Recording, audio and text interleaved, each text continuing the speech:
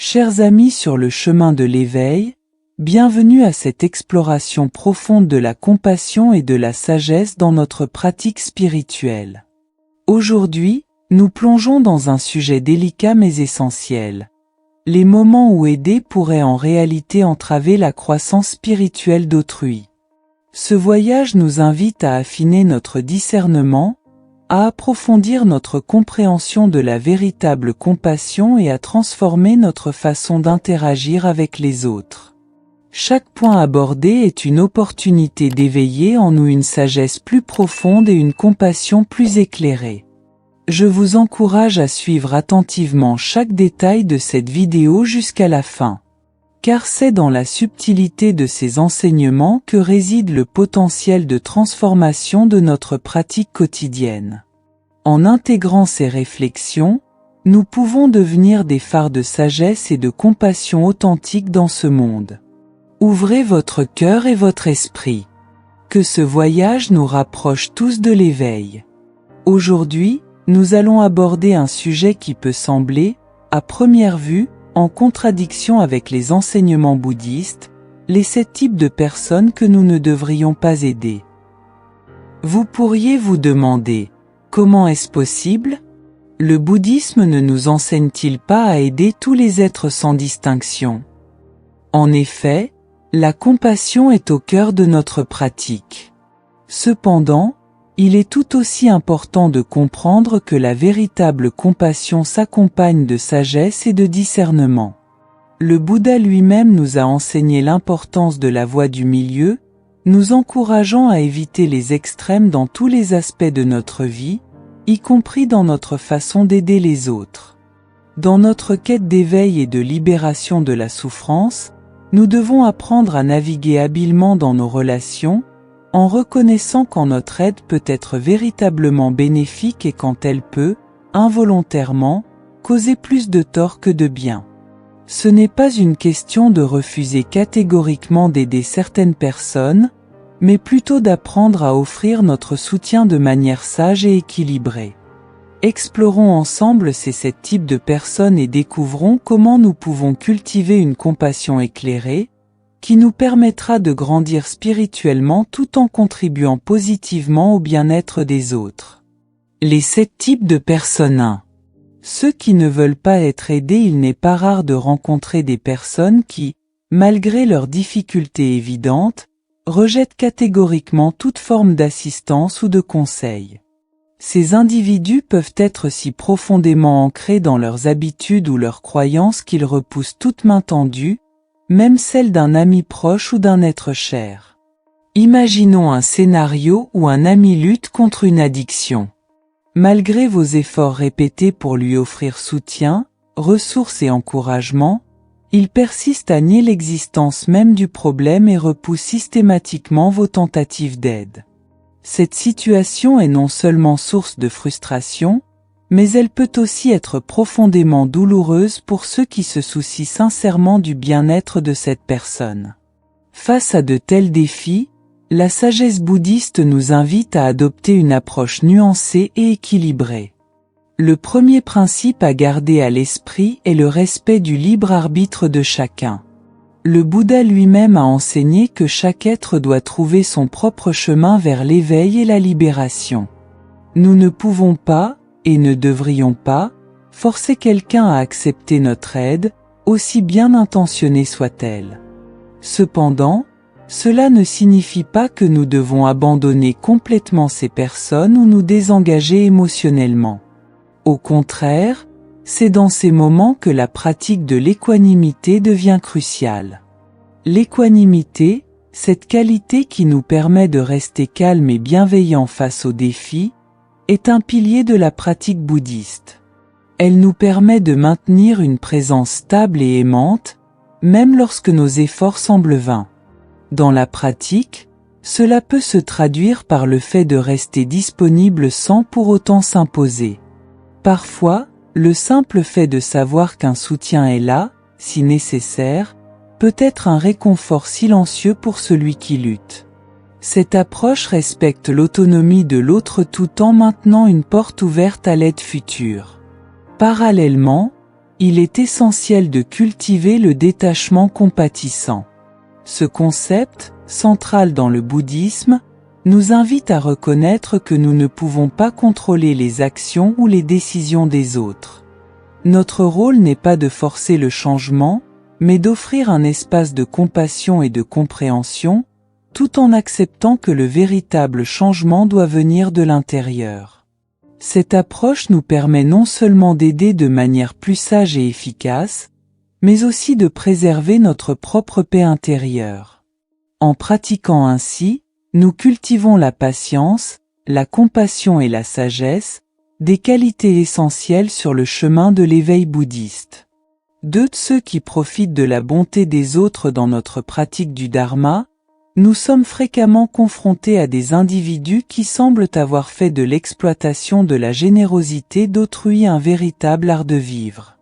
Ces personnes ont tendance à solliciter constamment l'aide des autres sans jamais rien offrir en retour, créant ainsi un déséquilibre manifeste dans leurs relations.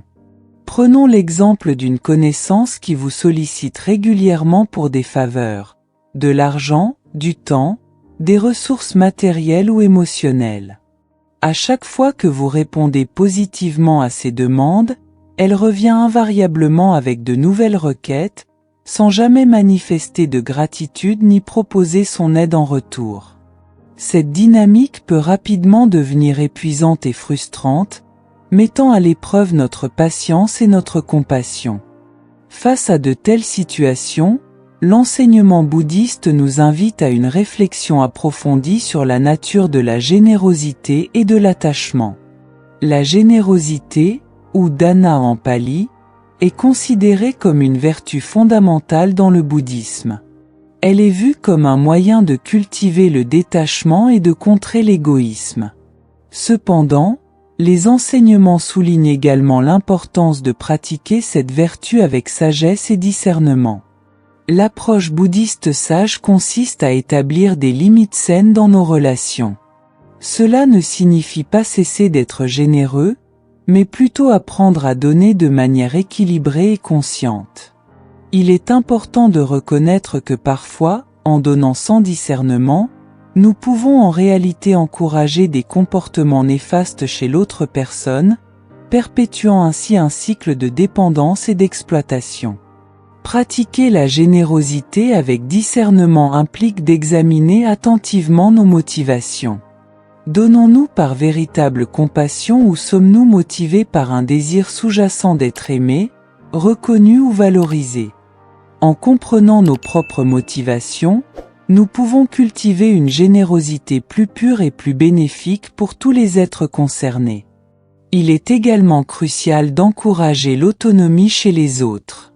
Au lieu de simplement donner ce qui est demandé, nous pouvons offrir des outils, des connaissances et des opportunités qui permettront à la personne de devenir plus indépendante. Cette approche est en parfait accord avec l'enseignement du Bouddha sur l'importance de l'effort juste et de la responsabilité personnelle dans le cheminement vers l'éveil. En pratiquant ainsi, nous cultivons non seulement notre propre croissance spirituelle, mais nous offrons aussi aux autres l'opportunité de développer leur propre force et sagesse. C'est une forme plus profonde et plus durable d'aide, qui s'aligne parfaitement avec les principes du Dharma et contribue à l'évolution spirituelle de tous les êtres impliqués. 3. Les personnes qui se nuisent à elles-mêmes de façon répétée dans notre parcours spirituel. Nous rencontrons souvent des individus qui semblent pris dans un cycle incessant d'autodestruction. Ces personnes, malgré les conséquences négatives évidentes de leurs actions, persistent dans des comportements qui leur sont manifestement préjudiciables. Cette situation peut être particulièrement déchirante pour ceux qui les entourent et qui souhaitent sincèrement les aider à sortir de ce cycle néfaste. Imaginons, par exemple, un proche qui lutte contre une dépendance sévère. Malgré les nombreuses tentatives de sa famille et de ses amis pour l'aider à se soigner, il refuse systématiquement tout traitement et retombe constamment dans ses vieilles habitudes destructrices. Ce scénario, malheureusement trop fréquent, illustre parfaitement ce type de personne qui semble être son propre pire ennemi. Face à de telles situations, l'enseignement bouddhiste nous invite à une réflexion profonde sur la nature de l'attachement et de la souffrance. Le Bouddha a enseigné que la souffrance provient de notre attachement et de notre ignorance. Dans le cas de ces personnes qui se nuisent à elles-mêmes, on peut souvent observer un attachement profond à des schémas de pensée et de comportements négatifs, ainsi qu'une ignorance des véritables causes de leur souffrance. L'approche bouddhiste sage consiste à offrir notre soutien sans pour autant tomber dans le piège de la codépendance. Il est crucial de comprendre que nous ne pouvons pas sauver quelqu'un qui n'est pas prêt à se sauver lui-même. Notre rôle est plutôt d'être un phare de compassion et de sagesse, tout en maintenant des limites saines pour préserver notre propre bien-être. La pratique de la patience est essentielle dans ces situations. Le changement, surtout lorsqu'il s'agit de comportements profondément enracinés, prend du temps. Nous devons cultiver la patience non seulement envers la personne qui souffre, mais aussi envers nous-mêmes et notre désir naturel de voir des résultats immédiats. Cette patience nous permet de rester présents et soutenants sur le long terme, sans succomber au découragement ou à la frustration. En même temps, il est important de pratiquer le détachement compatissant. Cela signifie que nous offrons notre aide et notre soutien, tout en acceptant que nous ne pouvons pas contrôler les actions ou les décisions de l'autre. Cette attitude nous permet de rester équilibrés émotionnellement tout en continuant à offrir notre compassion. Le détachement compatissant nous protège de l'épuisement émotionnel tout en maintenant notre capacité à aider de manière efficace. Enfin, nous pouvons encourager ces personnes à développer leur propre conscience et responsabilité. Parfois, le simple fait d'être un exemple vivant de paix et d'équilibre peut être une puissante source d'inspiration pour ceux qui luttent.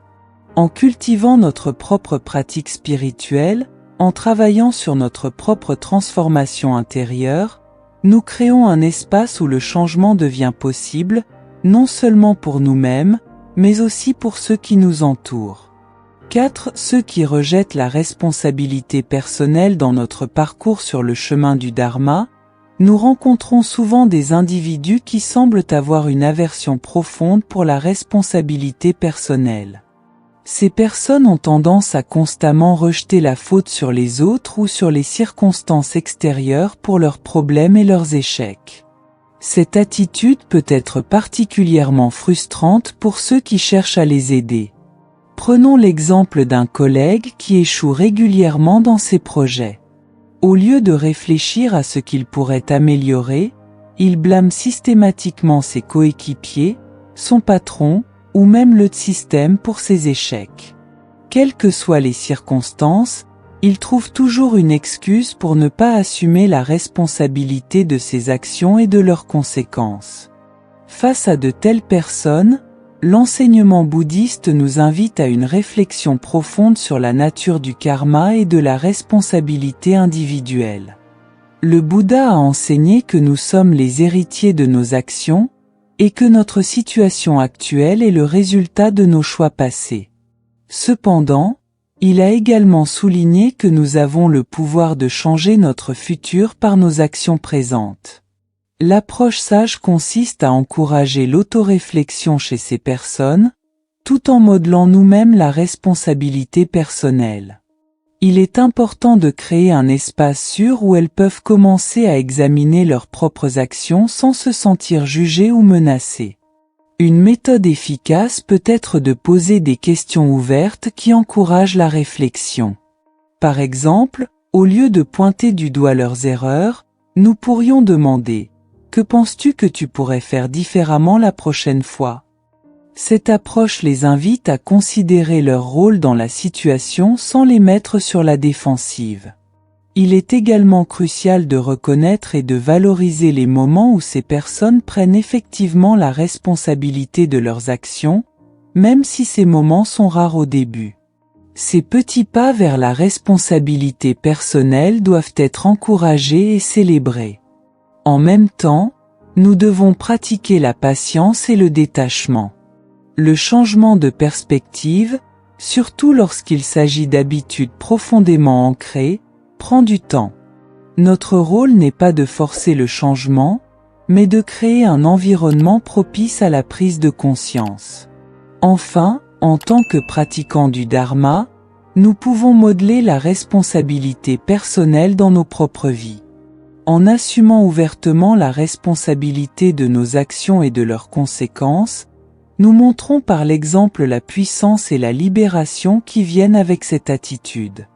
Cette démonstration vivante peut être plus puissante que n'importe quel conseil verbal.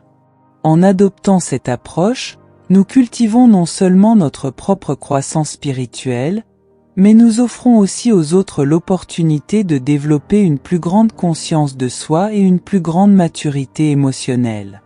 5. Ceux qui cherchent la validation, pas le changement dans notre pratique du Dharma, nous rencontrons souvent des personnes qui semblent constamment à la recherche de validation plutôt que d'un véritable changement. Ces individus ont tendance à partager leurs problèmes ou leurs difficultés, mais leur objectif n'est pas de recevoir des conseils constructifs ou de travailler sur eux-mêmes. Au contraire, ils cherchent simplement à être rassurés et à entendre qu'ils ont raison. Imaginons, par exemple, un ami qui se plaint régulièrement de ses relations amoureuses. Il vous raconte encore et encore les mêmes problèmes, fait les mêmes erreurs, mais rejette poliment toute suggestion de changement ou d'introspection. Ce qu'il veut vraiment, c'est que vous confirmiez que ce n'est pas de sa faute, que c'est l'autre qui a tort. Face à de telles situations, l'enseignement bouddhiste nous invite à réfléchir sur la nature de l'attachement et de l'ego. Le Bouddha a enseigné que l'attachement à nos opinions et à notre ego est une source majeure de souffrance. Ces personnes en quête constante de validation sont souvent profondément attachées à leur image d'elles-mêmes et à leurs croyances, même si celles-ci sont source de souffrance. L'approche sage consiste à offrir une écoute compassionnelle tout en introduisant doucement des vérités qui peuvent encourager la croissance. Il est important de reconnaître que ces personnes ont besoin de se sentir entendues et comprises. Cependant, notre rôle n'est pas simplement de les conforter dans leurs illusions. Une méthode efficace peut être de pratiquer l'écoute active, en reflétant ce que nous entendons sans jugement. Puis, avec douceur et compassion, nous pouvons poser des questions qui invitent à une réflexion plus profonde. Par exemple, comment te sens-tu quand tu agis de cette façon, ou que penses-tu que cette situation essaie de t'enseigner ? Il est crucial de maintenir un équilibre entre l'empathie et l'honnêteté. Tout en reconnaissant leurs sentiments, nous pouvons doucement introduire des perspectives alternatives qui pourraient les aider à voir la situation sous un angle différent. En même temps, nous devons pratiquer le détachement. Notre rôle n'est pas de forcer le changement, mais d'offrir un espace où le changement devient possible. Si la personne n'est pas prête à entendre une vérité plus profonde, nous devons accepter cela avec équanimité. Enfin, nous pouvons modeler le comportement que nous souhaitons voir. En pratiquant l'autoréflexion et en étant ouverts au feedback dans notre propre vie, nous montrons par l'exemple les bénéfices d'une approche plus introspective. Cette approche nous permet non seulement d'aider de manière plus sage, mais aussi de cultiver notre propre croissance spirituelle. En pratiquant la patience, la compassion et la sagesse dans ces interactions, nous approfondissons notre propre compréhension du Dharma. 6. Les personnes qui nous épuisent émotionnellement dans notre cheminement spirituel, nous rencontrons parfois des individus qui semblent constamment absorber notre énergie et notre bien-être émotionnel. Ces personnes, souvent sans s'en rendre compte, créent un déséquilibre dans nos relations, prenant beaucoup plus qu'elles ne donnent en retour. Imaginons un ami qui est toujours en crise. Chaque fois que vous le voyez ou qu'il vous appelle, c'est pour partager ses problèmes, ses angoisses, ses frustrations. Il déverse sur vous un flot incessant de négativité, sans jamais prendre le temps de s'enquérir de votre propre bien-être ou d'offrir un soutien réciproque. Après chaque interaction, vous vous sentez vidé, épuisé, comme si votre propre énergie avait été drainée. Face à ces situations, l'enseignement bouddhiste nous invite à réfléchir sur l'importance de l'équilibre et de l'autocompassion. Le Bouddha a enseigné la voie du milieu, nous encourageant à éviter les extrêmes dans tous les aspects de notre vie, y compris dans nos relations. L'approche sage consiste à pratiquer l'auto-soin et à établir des limites saines. Cela ne signifie pas abandonner ces personnes, mais plutôt apprendre à interagir avec elles d'une manière qui préserve notre propre bien-être émotionnel. Une méthode efficace peut être de pratiquer la pleine conscience dans nos interactions. En étant pleinement présent, nous pouvons mieux reconnaître quand une interaction commence à devenir drainante et prendre des mesures pour nous protéger. Il est également crucial d'apprendre à dire non avec compassion. Parfois, le plus grand service que nous puissions rendre à ces personnes et à nous-mêmes est de refuser poliment d'être leur réceptacle émotionnel constant. Cela peut les encourager à développer d'autres ressources et stratégies d'adaptation. En même temps, nous pouvons cultiver notre équilibre intérieur à travers la méditation et d'autres pratiques spirituelles. Plus nous sommes centrés et équilibrés, moins nous sommes susceptibles d'être déstabilisés par l'énergie négative des autres. Il est important de reconnaître que notre capacité à aider les autres dépend de notre propre bien-être. Prendre soin de nous-mêmes n'est pas égoïste. C'est une nécessité si nous voulons continuer à être une source de soutien pour les autres. Enfin, nous pouvons essayer de transformer ces interactions en opportunités de croissance mutuelle. Au lieu de simplement absorber leur négativité, nous pouvons doucement les guider vers des perspectives plus positives ou des solutions potentielles à leurs problèmes. Cette approche nous permet non seulement de préserver notre propre énergie, mais aussi d'offrir un type d'aide plus durable et plus transformateur. En pratiquant ainsi, nous cultivons la compassion, la sagesse et l'équanimité, des qualités essentielles sur le chemin de l'éveil. Ceux qui nous demandent de compromettre notre éthique dans notre parcours sur le chemin du Dharma, nous sommes parfois confrontés à des personnes qui nous poussent à agir contre nos principes moraux. Ces situations peuvent être particulièrement délicates et éprouvantes, car elles nous mettent face à un dilemme entre notre désir d'aider et notre engagement envers nos valeurs éthiques. Imaginons, par exemple, un collègue qui vous demande de mentir à votre supérieur pour couvrir une de ses erreurs. Ou encore, un ami qui vous sollicite pour participer à une activité que vous savez être illégale ou contraire à vos principes. Ces demandes, bien qu'elles puissent sembler anodines pour certains, nous placent dans une position inconfortable où nous devons choisir entre notre intégrité et notre désir de ne pas décevoir l'autre. Face à de telles situations, l'enseignement bouddhiste nous rappelle l'importance de la parole juste et de l'action juste, deux aspects du noble chemin octuple. Le Bouddha a souligné que nos actions et nos paroles ont des conséquences karmiques, et que maintenir une conduite éthique est essentiel pour notre progression spirituelle. L'approche sage consiste à rester ferme dans nos valeurs tout en faisant preuve de compassion. Il est crucial de communiquer clairement et avec bienveillance notre position, en expliquant pourquoi nous ne pouvons pas accéder à leurs demandes. Une méthode efficace peut être d'utiliser ces situations comme des opportunités d'enseignement. Sans être moralisateur, nous pouvons partager notre perspective sur l'importance de l'intégrité et des actions éthiques. Cela peut ouvrir un dialogue constructif sur les valeurs et la moralité. Il est également important de pratiquer la compassion envers nous-mêmes dans ces moments. Refuser d'aider quelqu'un, même pour des raisons éthiques, peut susciter des sentiments de culpabilité. Nous devons reconnaître que maintenir notre intégrité est aussi une forme d'aide, car cela montre l'exemple d'une conduite éthique. En même temps, nous pouvons réfléchir aux raisons qui poussent ces personnes à nous faire de telles demandes. Souvent, cela provient de leur propre peur, insécurité ou ignorance.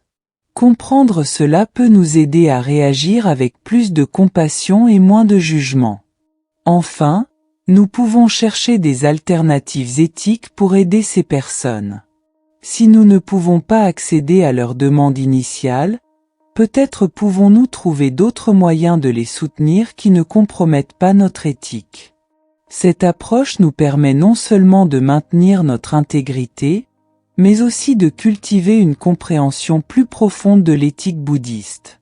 En restant fidèles à nos principes tout en faisant preuve de compassion, nous approfondissons notre pratique et offrons un exemple vivant des enseignements du Bouddha.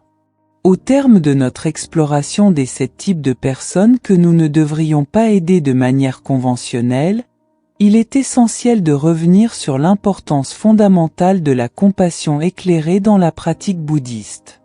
Le Bouddha nous a enseigné que la compassion est au cœur de notre chemin spirituel, mais il a également souligné l'importance de la sagesse qui doit l'accompagner. Cette sagesse nous permet de discerner comment aider de manière véritablement bénéfique, sans nous épuiser ni compromettre notre propre croissance spirituelle. Il ne s'agit pas de refuser catégoriquement d'aider ces personnes, mais plutôt d'apprendre à le faire d'une manière qui soit à la fois compatissante et sage. L'équilibre entre aider les autres et maintenir notre propre bien-être est crucial. Comme le Bouddha l'a enseigné à travers la parabole du radeau, nos pratiques spirituelles sont des outils pour traverser l'océan de la souffrance. De la même manière, notre aide aux autres devrait être un moyen de les aider à traverser leurs propres difficultés, sans pour autant nous noyer avec eux.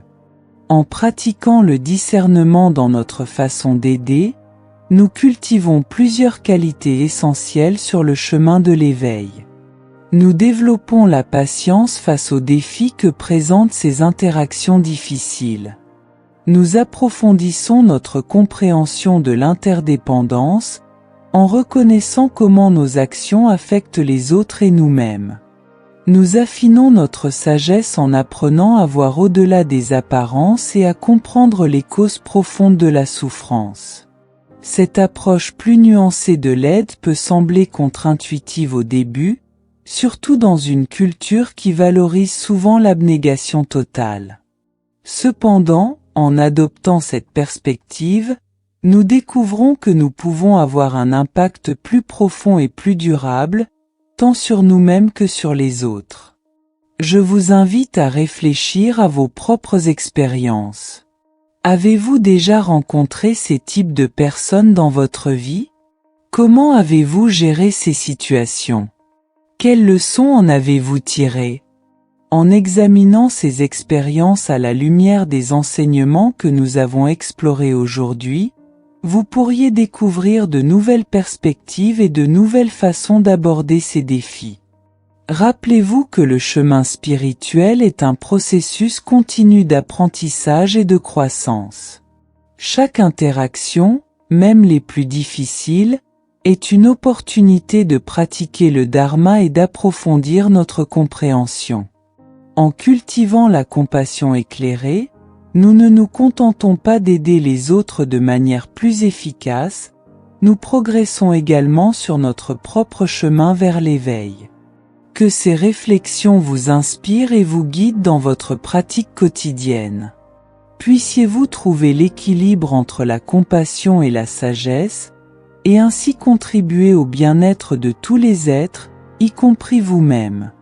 Que tous les êtres soient libres de la souffrance et trouvent le chemin de la paix véritable.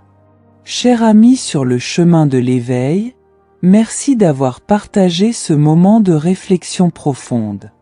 En intégrant ces enseignements, tu deviens une source d'inspiration pour ton entourage. Je t'invite à partager cette vidéo, car chaque personne touchée par ces paroles contribue à créer un monde plus éclairé et compatissant. N'oublie pas de laisser un j'aime et de t'abonner à notre chaîne pour continuer ce voyage spirituel ensemble. Pour approfondir ta pratique, je te recommande de regarder la vidéo qui apparaît à l'écran. Elle t'offrira de nouvelles perspectives sur ton cheminement. Que ta lumière intérieure brille toujours plus fort.